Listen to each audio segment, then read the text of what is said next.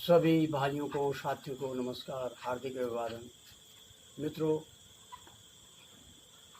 जिस प्रकार से वर्तमान समय में देश में कोविड-19 कोरोना वायरस डिजीज WHO द्वारा जो भी इस बीमारी को नाम दिया गया है, इसको कोरोना कहते हैं लोग, कह रहे हैं संक्रामक बीमारी, एक दूसरे पर प्रवेश करने वाली बीमारी। उसी प्रकार से एक बार हमारे देश में प्लेग भी फैला था। 1899 सन के लगभग की बात है,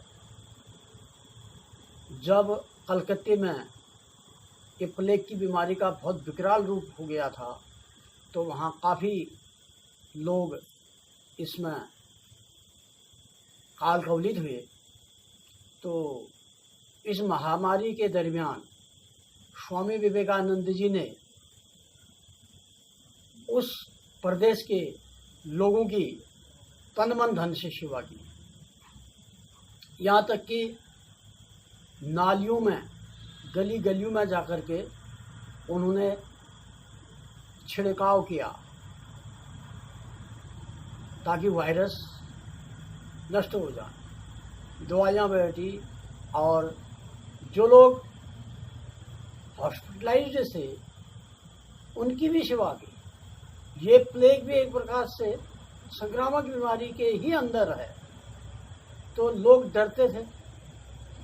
जब उनने बहुत ही सेवा की लोगों की दिन रात, स्वामी विवेकानंद जी ने, तो वहाँ के जो लोग थे, स्थानीय लोग, जिसमें पंडित वर्ग के लोग भी थे, ब्राह्मण वर्ग के लोग भी थे, क्षत्रिय और वैश्य जितने भी वर्ग के लोग थे, सभी ने उनको कहा, महाराज जो मरेगा वो तो मरेगा, लेकिन आप और हम इनके खातिर अपने जीवन के लिए क्यों जोखिम लें। जो मरेगा अपने अंजल के अनुसार मरेगा, अपने कर्मों के अनुसार भी आदमी मरता है। वह कर्म की बात करने लगे। बीमारी में कर्म का कोई मतलब नहीं होता है। ये तो एक प्राकृतिक आपदा कहिए या महामारी कहिए।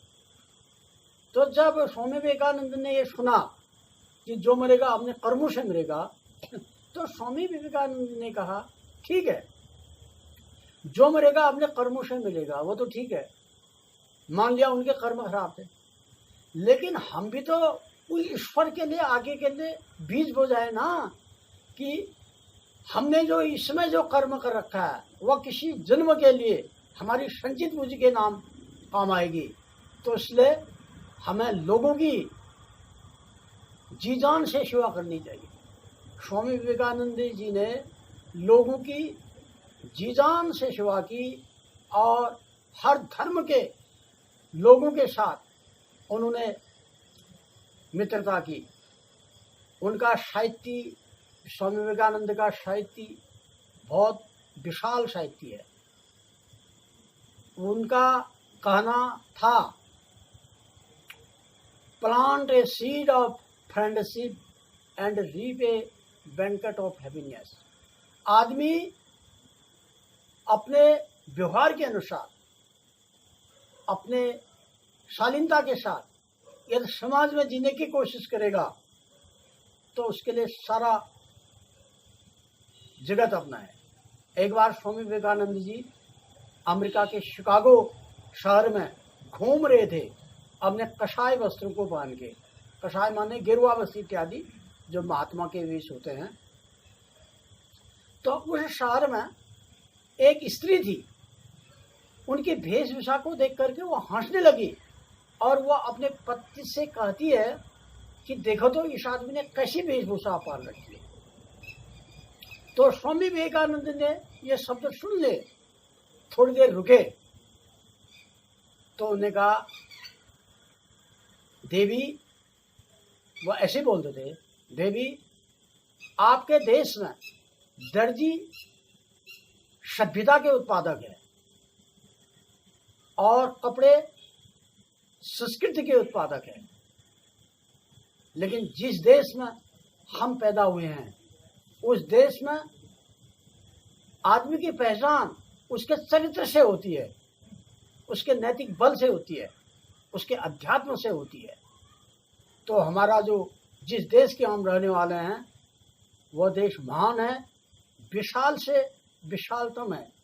तो संत का मतलब किसी भी धर्म संप्रदाय का हो, जिन्होंने दूसरों की सेवा की। मैंने बार बार आपको कहा कि ईश्वर ने, भगवान विष्णु ने स्वयं भागवत में कहा है, एकादश स्कंद में, कि संत स्वयं मेरे रूप है, मैं संत के रूप में स्वयं हूँ। तो इसलिए हमें संत महापुरुषों से कुछ सीखना चाहिए, अपने जीवन को धन्य बनाना चाहिए।